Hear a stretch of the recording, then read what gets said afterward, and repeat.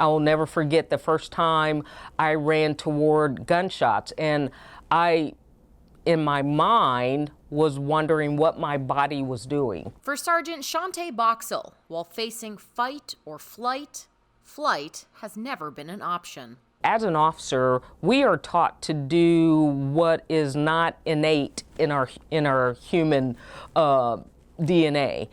Usually, if there is a dangerous situation, a human being, the first thing they're going to think about is getting to safety, protecting themselves.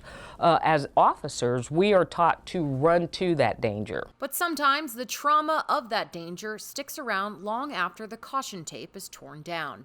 According to the National Alliance on Mental Illness, between 7 and 19% of law enforcement officials will suffer from post-traumatic stress disorder. It is real within our profession, and not just law enforcement, but with fire also. If untreated, that PTSD can lead to depression and higher rates of suicide. In 2017 alone, there were an estimated 140 officer suicides nationwide.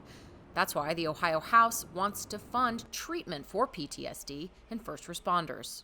For the longest time, a police officer never talked about the trauma that they went through. You know, when you went home, you turned it off outwardly, but it was still eating you up on the inside. But the Senate has other ideas, stripping that funding from their version of the budget for the Bureau of Workers' Compensation. With as many different moving parts on policy as there were in this bill, we decided as a chamber that it just made more sense to take that out. Obhoff argued that this policy should be looked at and possibly funded separately.